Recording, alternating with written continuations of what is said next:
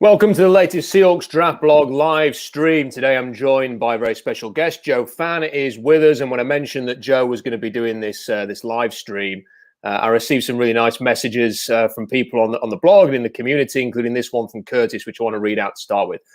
Please thank Joe for asking some of the more straightforward questions in his time on the Seahawks beat. There is a small but dedicated section of fans that very much appreciate him shining a light on some of the subjects that have been a challenge for the franchise. Joe, it's safe to say that you've had a big impact on a lot of people with your coverage of the Seahawks. Your willingness to ask those challenging questions and attempt to get answers, very much appreciated by many.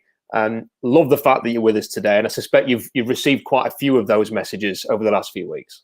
Yeah, it's been the support and the love, upon announcing that I was, being let go from NBC Sports Northwest, because everyone's been let go. It's the network is going to cease to exist here in a month or so. That stems from the Blazers picking Root Sports over NBC Sports Northwest, and regional sports networks live and breathe on partnership deals, and we didn't have any more. So NBC made the decision to just kind of close the door. So a huge bummer, but I loved the 2 years. Covering the team. It's obviously weird not being at camp and still kind of being in limbo, but that'll all sort itself out in time. I'm really pumped to be here chatting with you, man. You're a guy I've always really enjoyed chatting with. You came on my podcast once. That was, one of my favorite conversations of the 2 years running that thing. So yeah, I'm really looking forward to this. It's going to be awesome. I appreciate that, man. And look, if anyone's got any questions for Joe, just stick it in the live chat, and we'll try and get through as many of them as possible. We'll prioritize super chats if anyone want to send any of them, but otherwise, I can see the questions coming in already. So fire away. We'll try and get to some of those a little bit later on. But there is a topic I want to start with, Joe. It is the news of the day: Alden Smith being released by the Seahawks. What was your reaction when you saw that news? Sadly, just not surprised. This is a guy who's been so troubled. I was with Alden Smith. I actually interviewed Alden Smith one of my first weeks on the job in San Francisco when I was covering the Niners. And that was the year I got there in 2015. So that was the Jim Tom Sula year. And I remember he got cut in camp, and I was kind of felt like, sort of like this, where it was like he's turning the corner, he's going to get back on the up and up, and he got arrested for a DUI, got a car accident. There was some domestic issues. I don't think the domestic violence, but I don't know I can't remember what the issue was. Like one of the teammates was dating his ex-girlfriend, or he was dating another teammate. It was just like a lot going on, whatever. And so he got cut immediately, and then it was like after that, it was the live streamed himself smoking weed, and then so he has just had such a turbulent career.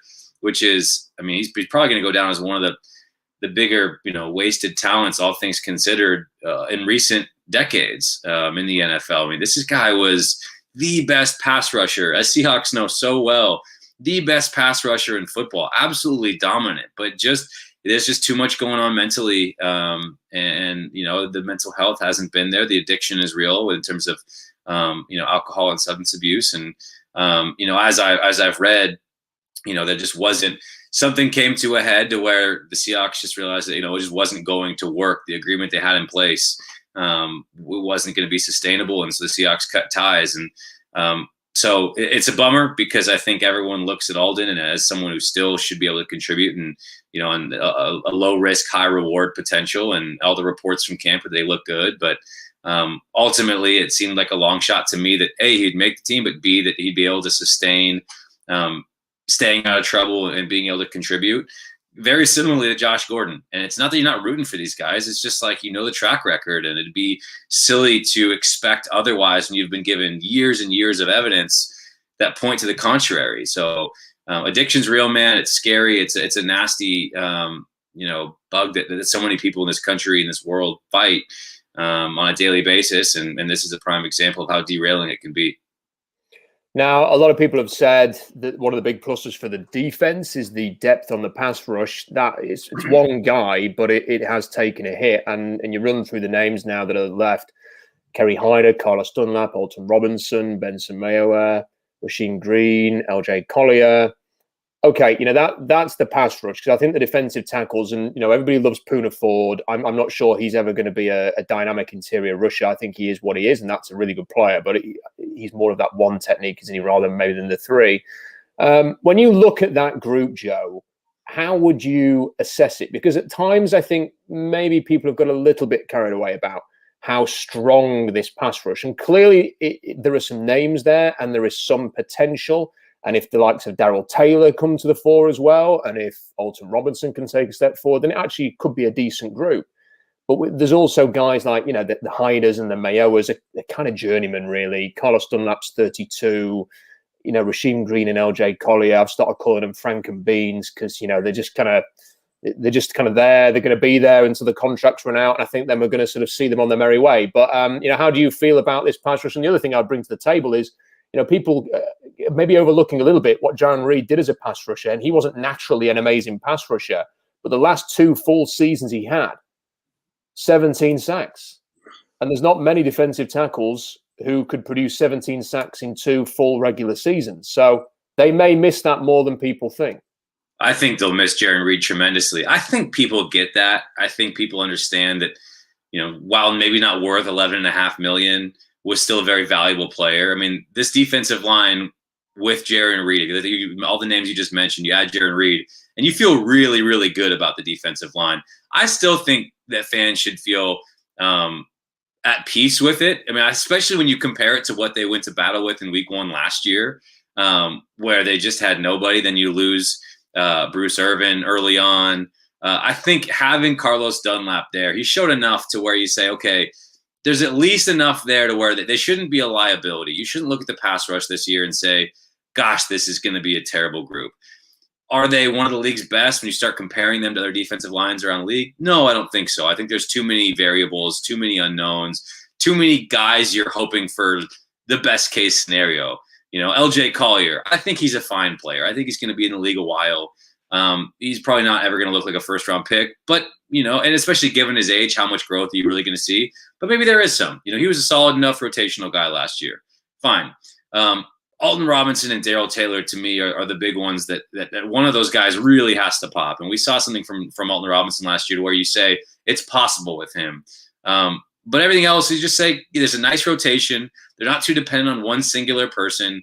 They have what you would hope to be a leader of the pack, and that's Carlos Dunlap, who really played tremendously in the back half of last season and was one of the catalysts of that big turnaround. In addition to Jamal Adams getting healthy and an admittedly weaker schedule in that second half of the season, but he was very good and he was good in clutch moments. So yeah, I think there's enough there, even without Jarran Reed, to say, yeah, they should be fine without being a liability. The biggest benefactor probably of the Alden Smith news is Rasheem Green, a player who I thought was very likely to be cut. He had every opportunity to be a big presence last year, and he let the opportunity pass him by, and LJ Collier ended up taking all those reps. So I would not be surprised if Rasheem Green even still finds his way on the outside looking in.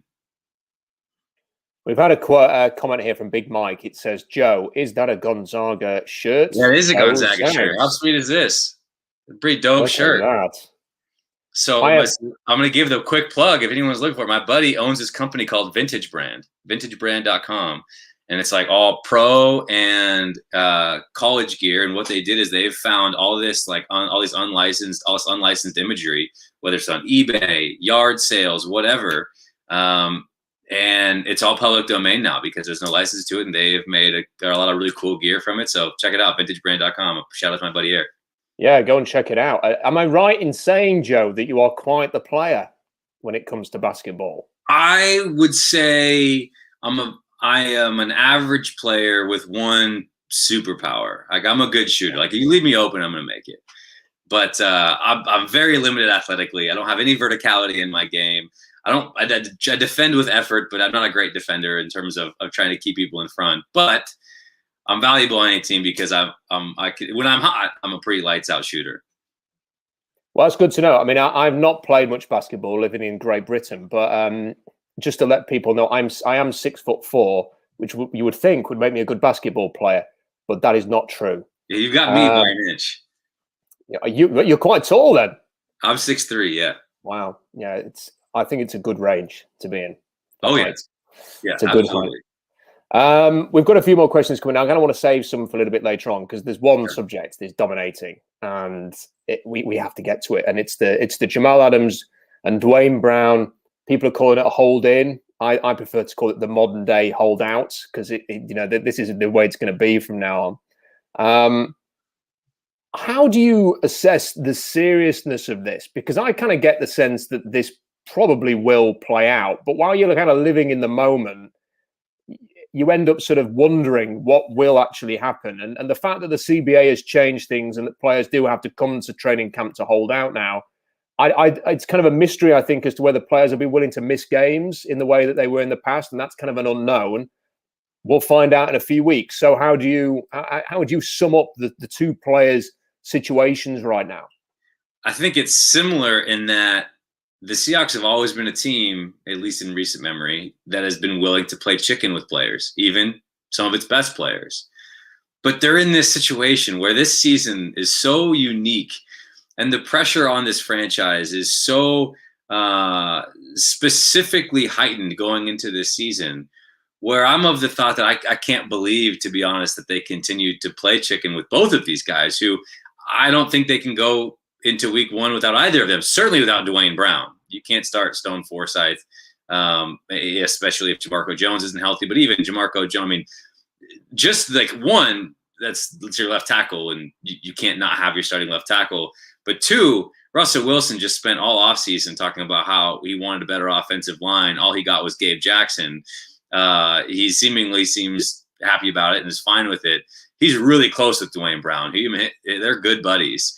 And I do believe he put the team on notice again with this latest Seattle Times article saying he'll restructure his contract. That's not the first time he said that this offseason, with his quotes after the mock game saying, we got to get this sorted out. We need Duane Brown in there. I mean, I just can't. I think all of the mending and the healing that's taken place over the last couple of months, and I believe that has taken place. I look at this relationship and say, like they're the couple. They went to marriage counseling and they said, we're going to give this one more shot and we're going to be all in. We're going to be 2 feet in and we're going to go for it. And then we'll reevaluate. But to start that with Duane Brown not playing because, of a couple $1 million and we don't know what the gap is between what the team's willing to do and what Duane Brown's looking for.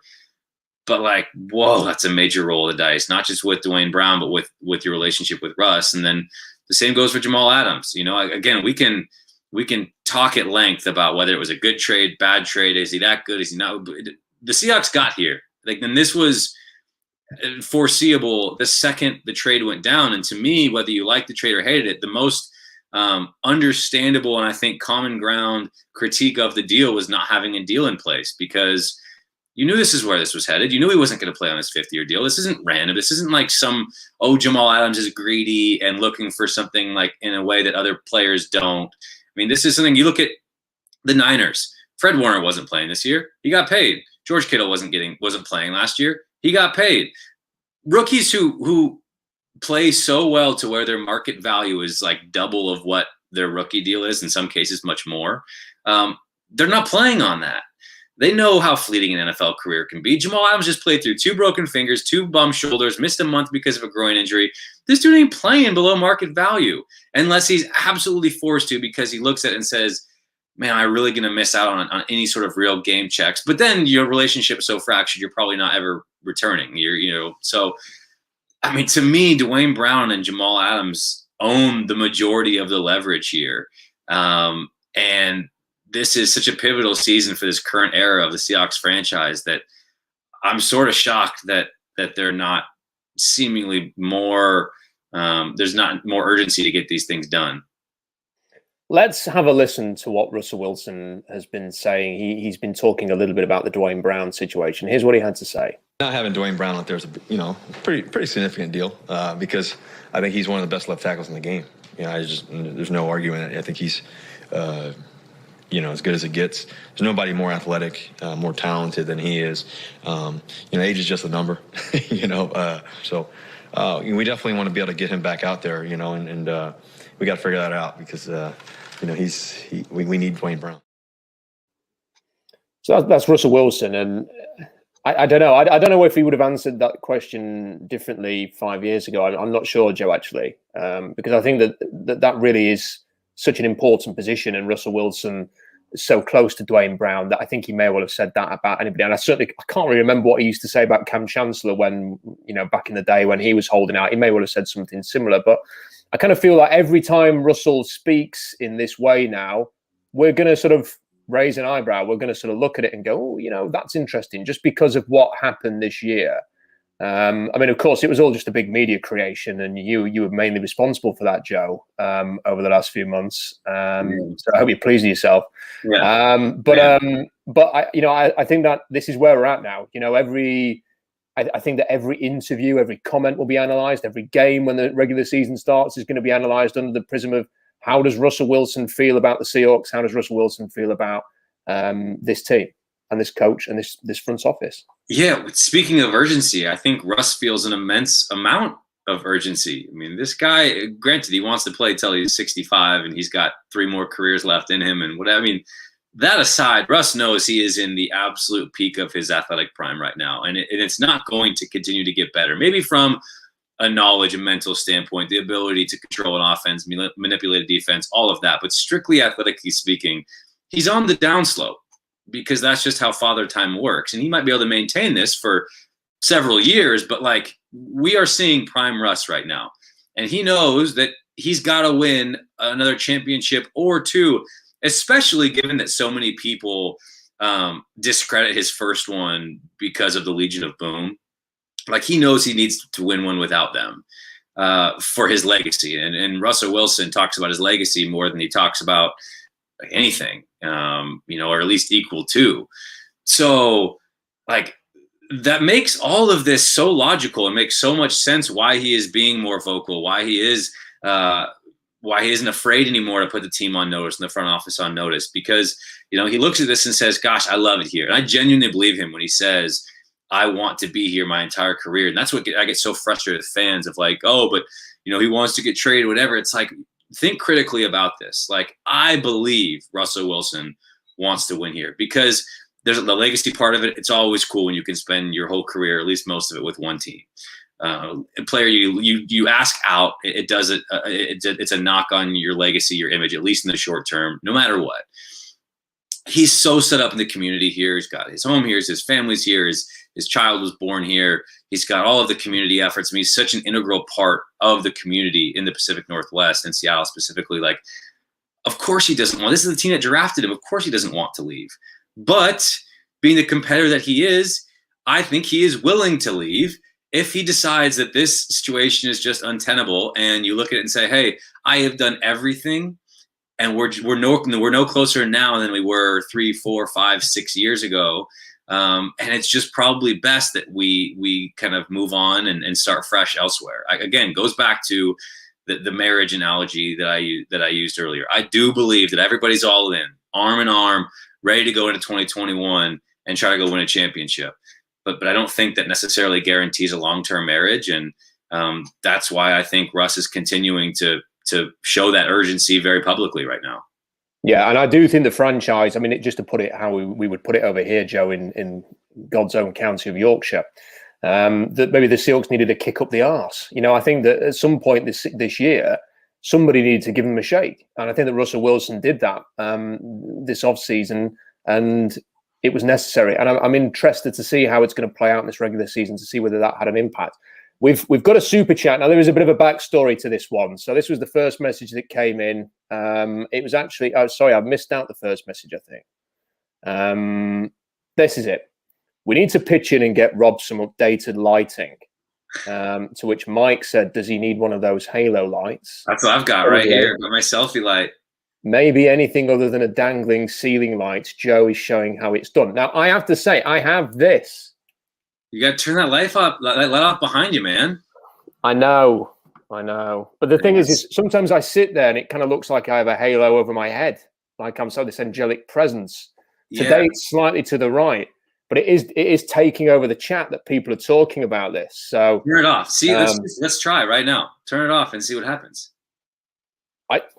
It's all the way over there though, Joe, and I've got all my headphones in. Do you know what? You're just gonna have to deal with it, people. But the contrasting lighting game is dominating the chat, and I just love the fact that there's so much about this. And then this guy puts, "How much do we need to donate, Rob, to get?" And eventually, it did lead to a super chat. So wow. Fantastic. So actually, the light has done its job. It was all a ruse. Alicia, 2004, $10. Love that. That's going to a good cause. Because also, although you know what, when you're too lazy to get up and turn the light switch off and just test it for your viewers who are trying to give their critiques, you're Pete Carroll, man. You're just saying, hey, I understand that you think this thing should be different, but I'm going to move forward full speed ahead with how I think it should be done. Exactly. Like that analogy I just used. You and Pete are the same. I need to compete for a better light. Yes, but I appreciate that. And 2004 was a good year. I was 20. That really was the golden age. Right, we've had another question here before we move on to different topics. I want to try and find it. It was a question about the centre position. Here we go from Nick. Joe and Rob, would you feel okay if Kyle Fuller is our centre this season? I've not personally got any insight on this. I think unless you really dig into the archives, it's quite hard to find anything on Kyle Fuller. Having been close to the team, though, Joe, do you have any insight on Fuller and what this means? That it certainly seems at the moment that he's in pole position to start the season. But that's only because Ethan Posich isn't healthy. To me, it's been Ethan's job, and it was last year, and would continue to be should he be healthy. And when Pete Carroll says this is going to be, this is a competition, and Kyle Fuller is going to go for it. Well, yeah, that's how you challenge a center who played okay, but not great, and has struggled to stay healthy his whole career. I mean, you can't just sign him for a 1-year, $2 million deal and say, yeah, it's his, the keys are his, and he's got the job. It's similar to what they're doing at right tackle with Brandon Shell and Cedric Ogbuehi. But, I look at it the same way with Cody Barton and Daryl Taylor at Sam. I mean, just because they say it's competition doesn't mean they don't have a guy in mind that they want and expect to win the job. Now Ethan can't get on the field and isn't healthy, and so it's Kyle Fuller. Yeah, he's the next guy up. But I don't know. Like, to me, it's not great. I don't know if I think you hope that Gabe Jackson is a stabilizing presence, both with Damian Lewis and whoever ends up playing at center. It's just kind of his play, his leadership. He'll just kind of be that steady figure there that will help rise the tide of the entire interior offensive line play. And so, but I don't think you're looking at that and thinking, God, hey, don't worry about it. Kyle Fuller's here. Life's good. No worries, especially considering some of the interior defensive linemen in this division. So is he going to be a complete liability? Maybe not. But I don't think you're looking at it and saying, without question, it's not something to worry about. I think center has always been and now continues to be an area of concern. Curtis has thrown a question in here. I think this is an interesting one because we did a whole podcast off the back of this question with Robbie and Adam towards the end of the season. Joe, your cue for PC after the WFT game about the fourth Q play seemed to hit a nerve. He insisted he wasn't worried about it. And if people don't remember this, it was essentially the offense just completely stalled in the second half. Third downs were really bad. Joe suggested, you put to Pete whether he was concerned about it. And he kind of said, well, we'll let you worry about that. We're not worried. It ended up ending their season effectively. He wants to know whether you think Pete really didn't think it was a problem, or was he just trying to remain positive? And I think it is actually a question worth asking because nothing changed. It wasn't just that he didn't seem to give any oxygen to the question you were asking there. It's that nothing was actually done about it in the subsequent games, that the problem just carried on. I love that Curtis asked this question because this was actually the kind of the thesis that I used for my postseason right after they lost to the Rams column. And Pete Carroll went on and on in that press conference saying he was so surprised he had no space in his mind to envision a first round exit. And you're just thinking, how could you possibly be surprised? We've seen this movie for 8 weeks now. And so you should feel a lot of things, but surprise shouldn't be one of them. And that was, again, my thesis for that story. When I asked that question, and Washington's got a tremendous defense, and it's one of those questions you ask, and you know what the answer is going to be, or you think you know what the answer is going to be in terms of like, well, and I asked the question that do you worry at all, or do you just tip your cap to a good defense? And my expectation to hear was, you always want to play better. Wish we could have, controlled the ball a bit more. Wish we could have gotten a couple more first downs, closed the game out in more comfortable fashion to where it didn't take a last defensive stand. But you do tip your cap to a good defense, and we'll try to clean it up moving forward, right? It's just like the coach canned answer. Sort of similarly to when I asked Jamal about his coverage, I expected to hear like, yeah, there's some plays I want back, but I'm getting better every week and looking forward to, to continuing to show that. Like, that's what you expect when you hear, how do you feel about it? So I did strike a nerve. There's no way to hear his response and think that I didn't strike a nerve, because he said, oh, I don't know, you do that. You do that. You do that. You guys do that. I don't know how you get there. I just don't know how you get there. And I was just like, whoa, okay then. Like, that took me by surprise, because again, I told you the answer I was expecting to hear. And so I don't know why that struck such a nerve, because they didn't score for the final 28 minutes of the game and squandered a 3-score lead against Washington, and they nearly lost that game. So, like, that's not an out of bounds question. And so I was really taken aback by how intense he responded and combative he was, of like, how dare you even consider that there could be something to worry about after that game. And so I wrote my story that game too, but I don't know. It was very bizarre to me. I'm not quite sure why he took it that way. And I don't think Pete ever wants you to take anything away ever from a win, because, and to a degree you shouldn't, because winning is hard in the NFL, no matter who you're playing. And I don't lose sight of that even as a reporter, and nor should fans. But that doesn't make it not a fair question. So that was interesting to me. That was one of the times this year where Pete seemed unnecessarily defensive. Yeah, I think it was not only the irrelevant question. I think it was probably the only question worth asking after that game. And they essentially won that game with Dwayne Haskins, who at the time was the third quarterback in Washington, driving to win the game right at the end, having led. And it was Alton Robinson and Carlos Dunlap who had clutch sacks and saved the day. And I think they led by 17 going into the fourth quarter, or near thereabouts, or something like that. I'm in that ballpark, yeah. I mean, and a touchdown wins it for Washington. I mean, they were like 17 yards away from winning the game. This is why I have little time for the whole, 12-4 as a counter to any complaints about the Seahawks, because there were so many games, and admittedly, it can go the other way as well. There are losses that can end up being wins. If they'd have just somehow pulled out a win against the Giants, for example, we would have felt, oh, well, it was a bad performance, but they got through it. The Giants played quite well, and they still found a way to win. So you can look at it both ways, but it just seemed to me a little bit like that Rams loss wasn't as surprising as maybe the actually witnessing it unfold as it did. We've had a couple of other messages. It negates a lot of it. I used right after the season, I was like, wow, I used the word worthless. And a lot of people agreed, and a lot of people fought back on me of like, well, they won 12 games. They have all these records, all that. So I changed it to hollow. And I stand by that firmly. I mean, it was a hollow season. This is a team that, like, you can't have. I've had the question a number of occasions of like, well, maybe that was like the 2012 year, and it's leading up to this, and it's like the 2012 year, like, that's gone.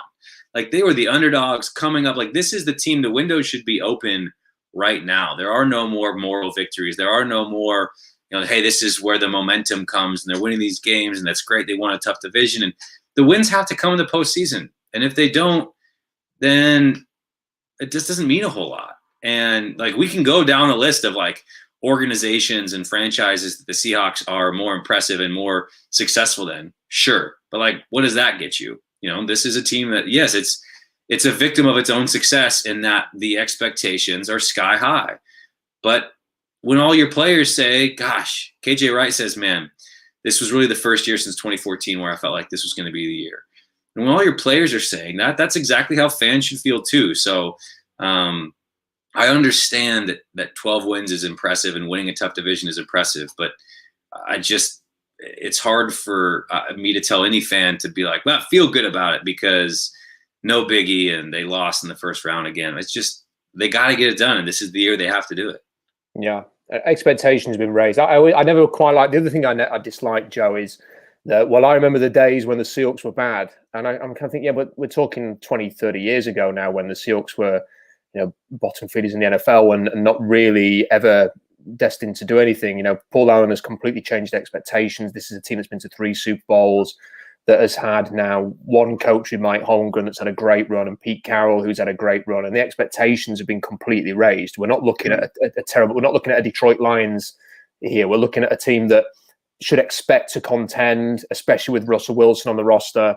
And when you actually look at the number of teams that have been in the NFC Championship game since Seattle were last there, it's quite striking. There's only 6 teams that haven't been in the entire conference that haven't been to the NFC Championship since Seattle were last there, and it's a who's who of crappy franchises. It is the Lions, it's the soap opera that is the Dallas Cowboys, it's the teams that generally finish bottom of their division every single year who haven't been there, and you have teams like the Case Keenum-led Minnesota Vikings who have been there.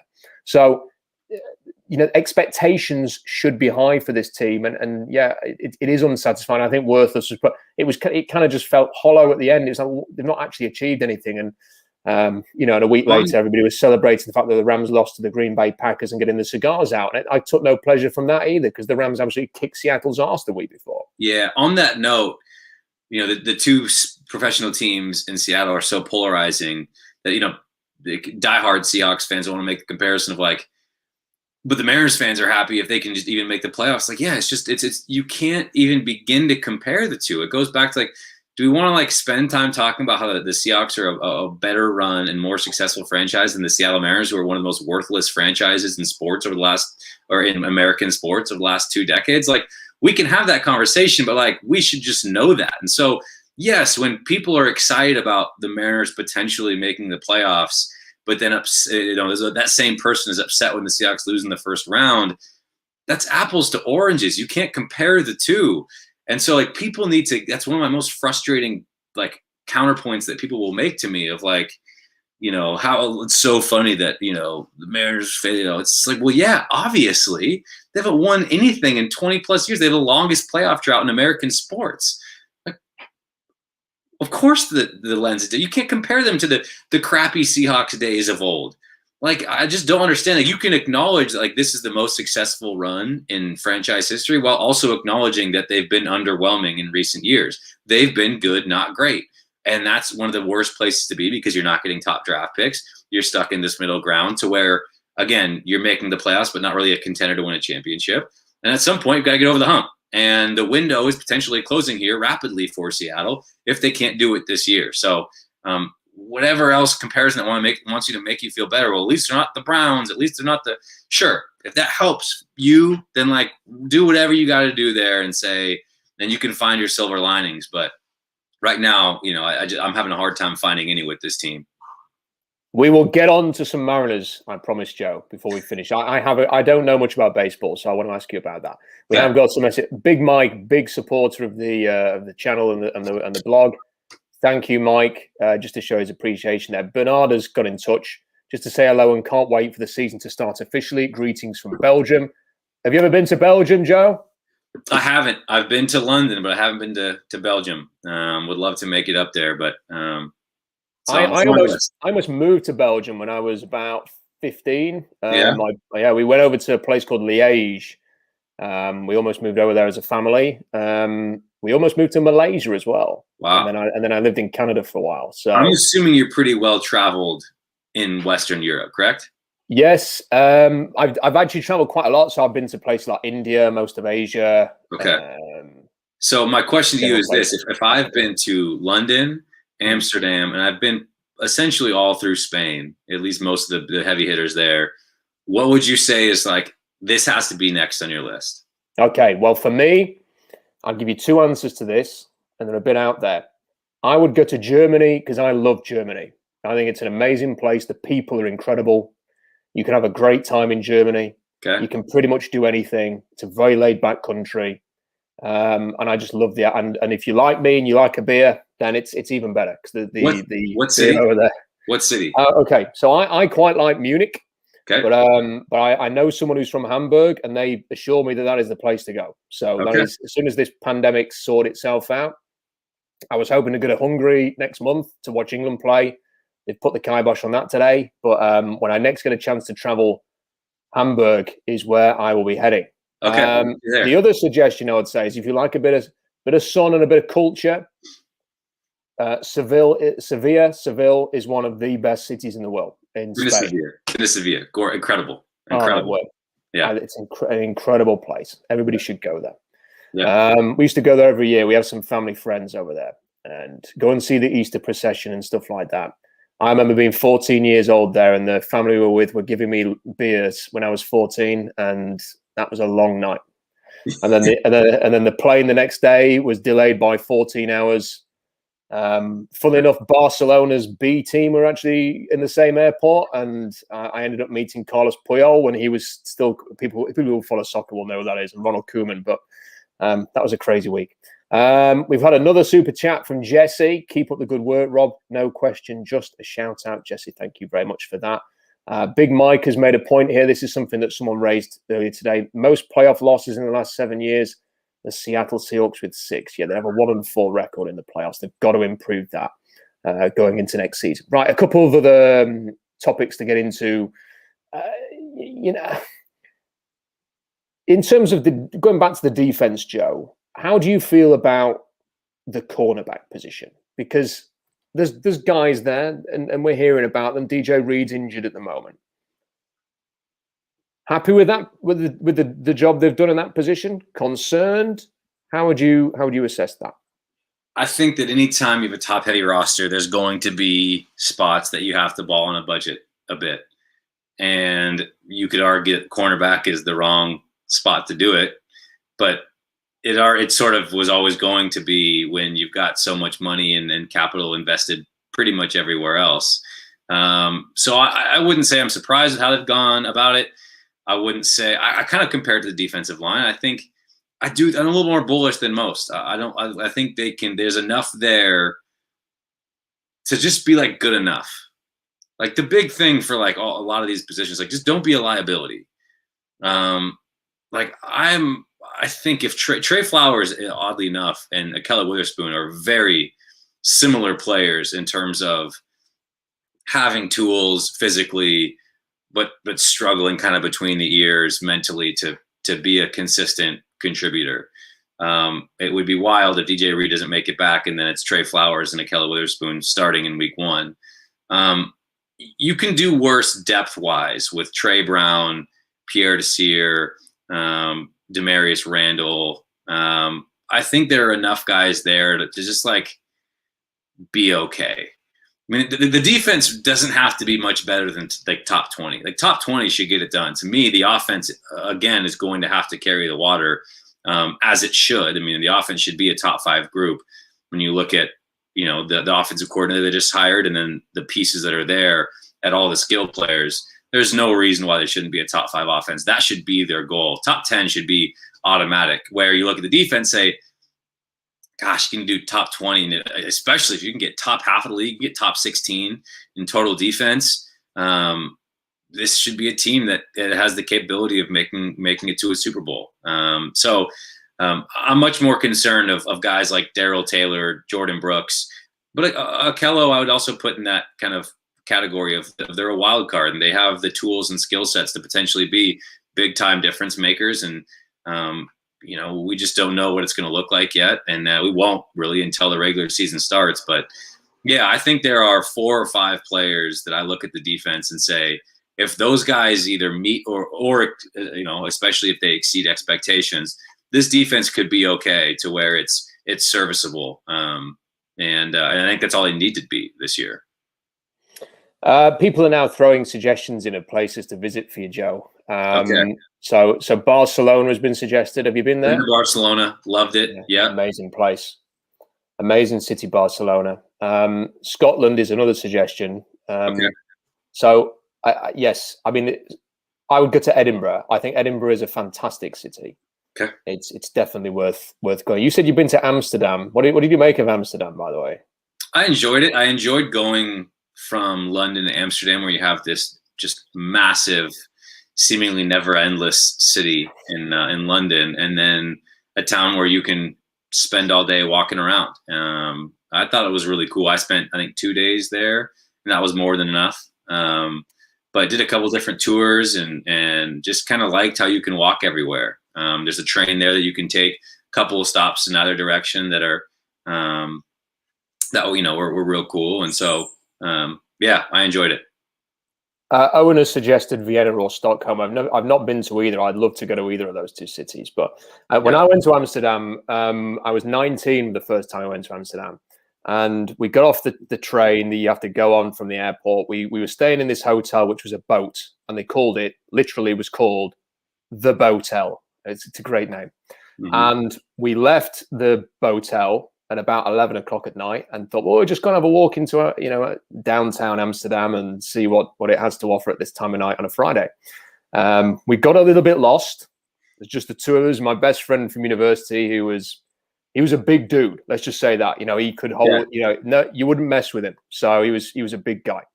And we're walking down this, we take a wrong turn, walking down the street. There's this guy stood right behind us, just suddenly appears from nowhere. And I'm thinking, this isn't right. And he turns to me and he goes, have you got a cigarette? And I said, I haven't, sorry, no. And he goes, okay. And we carry on walking. He turns to my friend and he goes, have you got a cigarette? And my friend says, no, I don't have a cigarette. And then he carries on walking behind us, and I'm feeling really uneasy about this. So I've seen this like little sub street here, which seems to be heading towards where it's busier. I've gone across them both, as if to say, come on, let's go down here. And as I've turned around, he has pulled out this huge knife and put it to my friend's throat and said, give me your wallet right now. And he fished around and he got his wallet out. He got a mark all across his neck. He ran off with the wallet. My friend has just shouted, leave the wallet, just take the money. And thankfully, he took, there was 20 euros in the wallet. Threw the wallet down, which had his driving license, his bank cards and everything. Threw the wallet down and he's run off. And we'd been there for like an hour. And we were like, wow. So we went back to Boatel and just shaken, just completely shaken. Still made the most of our time in Amsterdam. We were there for like 2 days, but does he still have a scar? No, it was it was a mark rather than a cut. Okay. But yeah, I've been back since, and I was on edge the whole time when we were there. But okay. Tom's yelling at us. Tom says enough travel stories. Let's talk football. He's limited time. Yeah. Tom wants to talk football. This happened last time because I was talking about Nathan about the Euros, and people got annoyed about that as well. So unbelievable tournament, by the way. Yeah, it was great right up until that last penalty shootout. Yeah, it was unbelievable until that. Anyway, goalkeeper was a stud. Goalkeeper was a stud. He was a stud. It's a shame. Look, Joe, it's taken me a month to get over this. Let's not bring that bad memories. Yeah. No, well, for the record, you did. You brought it up. So yeah, it's true, actually. Yeah. My wife said, what's the matter after a month when I still wasn't talking? I was going, that's the Euros. She was like, that's a week ago. It's just, let it go. Let's just finish up with some general stuff and then we'll get on to a bit of Mariners and we'll wrap it up. Who was the best player to interview for the Seahawks? It's a good question. I would say Shaquille Griffin, just because I appreciated the candor. I appreciated that guys like Bobby and KJ were always there by the lockers. If you want to just get background on stuff and ask questions either off the record or just kind of in private, just hey, this is what I'm seeing. Is this what you're seeing? I really appreciated both of them. But it just kind of always felt like Shaq told it like it was. And I appreciated when he said we got too cocky. We came out flat. We took them lightly, whatever. Those were quotes that came from him that it's a big no-no from players, just in terms of you just don't get that from guys. And so anytime I'd write about it, I'd try to be as complimentary of Shaq and not kill him for how could it possibly, it's yeah, it makes sense. We all saw that. That was, I think it was after the Giants game, was when this came out. And you're yeah, obviously. And he also said it after the Rams loss in LA in 2020 or 2019 when they got smoked on Sunday Night Football. So I really appreciated just when a guy's willing to call a spade, and then you can write about it and not kill a guy for it and just be yep, we saw it and now he's admitting it and that all makes sense, as opposed to just oh, we would never, every game's championship opportunity. They just beat us. We didn't execute. And it's come on, there's more to it than just whether or not you executed on that given day. And, I always really enjoyed chatting with him. Got a question here. Let me find it. Talk Waldron and preseason. What will we see? Well, I want to take it a step further than that. and tell you a bit about what I want to see, Joe, from the offense this year. Because I think what we've seen preseason, it's not what we're going to see week one, because the Seahawks aren't going to give the game away in preseason. I want to see a bit more creativity and keeping opponents guessing. And I think the best example of this is DK Metcalf. Create some matchups for him, move him around, have teams have to adjust to where DK Metcalf is on the field. Have him run across the middle a bit more. I mean, I'm going about this an awful lot, almost as much as I'm going about Jamal Adams, is when he ran across the field against San Francisco and then up and scored that touchdown about 50 yards last season. And then the one against Tampa Bay, running across the field. This was the year before last, running across the field, taking it away. You think that's going to go and win the game. The defense gives away a touchdown. It goes to overtime. They win anyway. The number of touchdowns Calvin Johnson had running across the middle or big plays where he wasn't just running a go route, he was actually running across the middle. And it's very hard for defenders to stay with him in that. Can we see a bit more creativity with DK Metcalf? And I'm sure he'd love that in a contract year. And also, one thing, whether it was Schottenheimer or Bevel, the Seahawks would have, 5 or 6 good games on offense at a time, and then opponents would work them out. And once they'd work them out, there was kind of like, well, in game, there's not much we can do. We kind of, in the past, it was always just to give the ball to Marshawn Lynch in that situation. Once Marshawn had gone, it was adjusting on offense and finding the ways to maneuver away from a defense having your number. I mean, just look at last year. Every time a team played 2 safeties deep, that was it. That was kind of like, well, the offense is done for the day. It's up to the defense now to keep them in it. Can Waldron provide those answers when an opponent says, we know what you're going to do. We have prepared for this. We are going to execute. We are going to stop you. Is there a plan B, a plan C to adjust, to throw a counter punch in order to produce? Because I think that's something that you kind of hope Waldron can deliver that maybe has been missing in the past. I think so. I'm a believer in Shane Waldron. I'm a believer of his pedigree. I'm a believer in who he's learned from. And, I think this is a guy who's deserving of an opportunity. I think as far as just like the perception goes, and that's all that the Seahawks can do is try to win the perception game as of now. And since they hired him, well, I don't think they could have done better, genuinely. I mean, except for maybe Eric Bieniemy. I do think, and everything you've heard from players and coaches alike has been really complimentary in terms of the overhaul that he's had on this offense, and that he's really gotten to make his mark on, as opposed to, Brian Schottenheimer coming in with sort of these like principles and structure in place that he just kind of gets to tweak and put his fingerprints on. I do think there's been much more creative ability given to Shane Waldron. The keys are his. And so I believe in the ingenuity. I think you're going to see a more imaginative offense, and that is moving guys around. That's different personnel packages. That's different looks, different pre-snap motions, getting guys in space. And what you've seen, I mean, I haven't been there, so I won't pretend to be an expert on what's happened at camp, but all the reports are there's not much vertical. It's a lot of short and timing stuff and intermediate, and getting the ball out on time and all of that, which I think is really important, because the deep ball is not going anywhere. Like, it's Russell Wilson and it's DK Metcalf and it's Tyler Lockett. Like, that is going to be there always. But they have to have a short and intermediate passing game that everyone trusts and that Russell feels comfortable with, because that is your plan B. That is your counterpunch when teams take different things away. And so you should be able to dictate what the matchups are in certain instances. And you do that with tempo. I think tempo is going to be immense. I mean, I remember seeing at minicamp, not just the offense, but the defense, and even during individual drills, but during, whether it's full defensive drills or position group drills,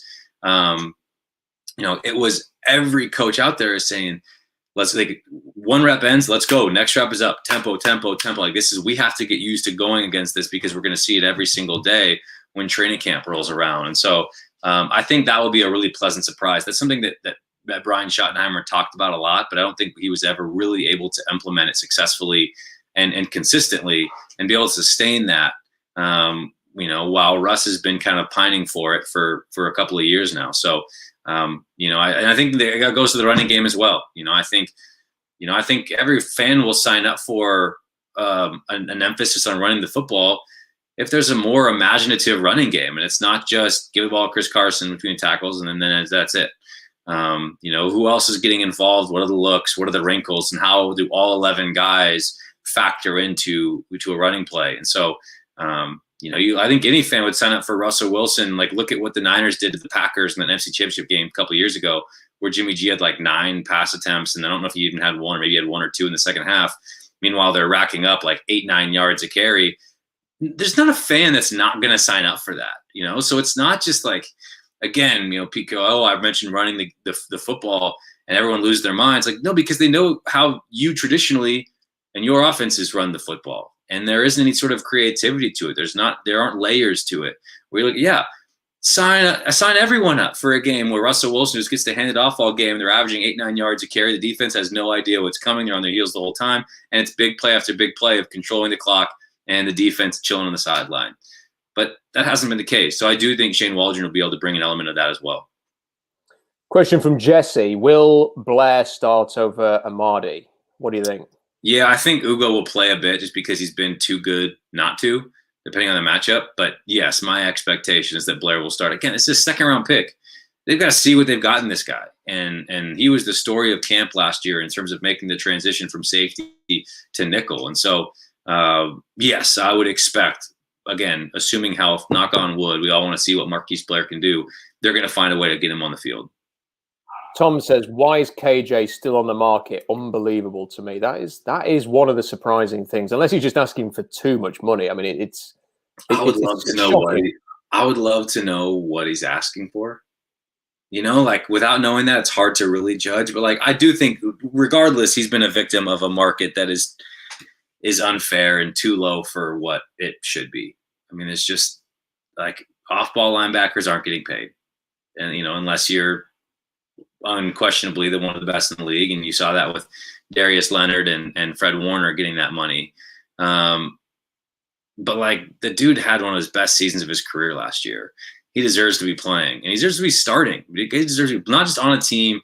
That's why people are like, why isn't he coming back to Seattle? There's no place for him.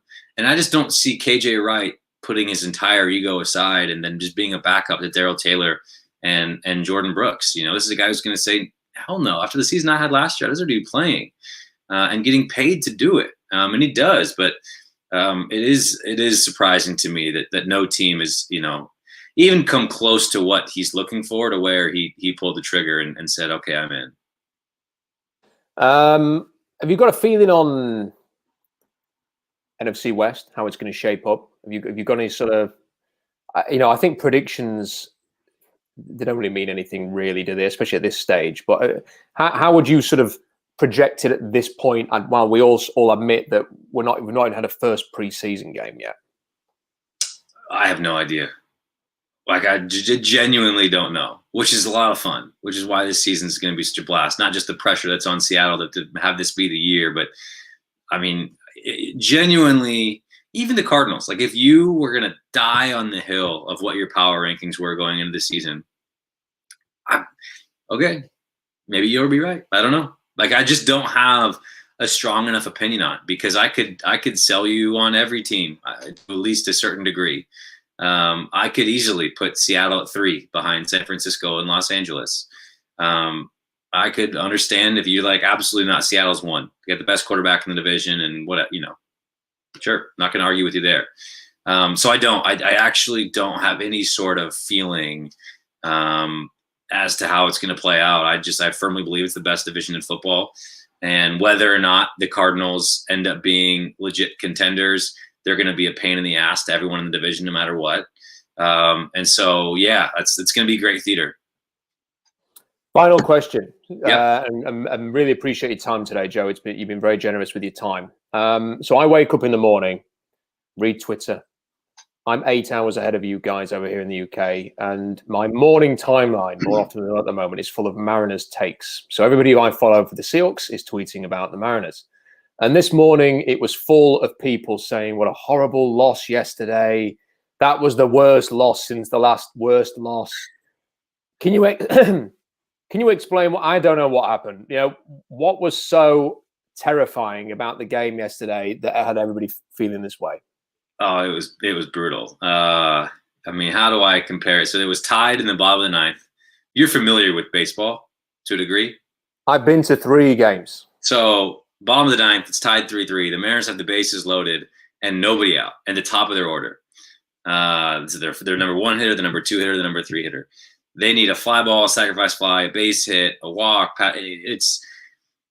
the odds, I mean, think of like your win probabilities. It was 99.9, and the Mariners went 1-2-3, didn't score, and they lost in extras, and so it was a massive gut punch, which the Mariners do on a regular basis. Like I tweeted before I went to bed last night, is death taxes and going to bed angry with the Mariners is just sort of a tradition here in Seattle.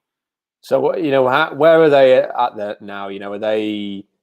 They're out. They're in this rebuild process still. They were firmly in the wild card hunt, and they've lost, I think, 9 of their last 15 or something like that. It's been bad. It's been very grim. So, yeah, ugly. And I'm right in saying that this is your dream to see the Mariners, really contending. Oh gosh, yeah. I can't fathom how I would feel. Like in this moment, if we're talking on Wednesday, whatever the date is, at 2:44 p.m., first pitch is at 7, the Mariners are playing a playoff game tonight, I wouldn't be able to talk to you. I would be sick to my stomach all day long. I'd be pacing. I'd be a nightmare. I've loved the Mariners. They were my first love when I was a kid. Baseball was my first love. Then it was honestly the Sonics, the basketball team here that's gone. And then it was the Seahawks. And then just covering the Seahawks, like the fan element of that is gone, which is why I never want to cover the Mariners, because like they're really all I have left in terms of like really being emotionally invested. It's like the Mariners. I like I like Gonzaga basketball. I like University of Washington football. Big fan of the U.S. national team soccer team. But like the Mariners, I mean, the Mariners winning a World Series would be just unbelievable. So, yeah. You have faith with the way the direction they're going? God, I don't know, man. Famous last words, right? They are on their way, I think. I believe. But next year, I would say the Mariners, like next year is how I'm going into this year with the Seahawks. Like if they can't make the playoffs next year, I might be out. I've been through thick and thin, but I might finally have to tap out. Yeah. For my emotional sanity. Well, fingers crossed for you. I hope it happens. Having seen England get as close as they're probably ever going to get to, I know that painful feeling, and I hope it happens for you and all the Mariners fans there who are Seahawks fans too. Listen, Joe, it's been a pleasure, and look, it's been an hour. Thank you so much for your time. I'm sure that you are going to be just all over the Seahawks and whatever you do next. And I know there's a whole bunch of people rooting for you and can't wait to see what is next in store for you. And I'm sure it'll be a great success because you're a massive addition to the Seahawks coverage. No, I appreciate it. I hope that in some way you're going to be a big part of it again this year, but fingers crossed for that as well. I appreciate it. We'll see. Certainly we'll see. Again, things still kind of in limbo. A couple irons in the fire. We're going to see what happens. So far, it's been kind of a slow burn on the job front, but I know it'll pop eventually. It's always fun chatting with you, man. Thanks for having me on. Thanks to everyone who's commenting and came and kicked it with us for an hour. I mean, always fun talking ball and something I've really missed this month not being at camp. So I appreciate the invite, man.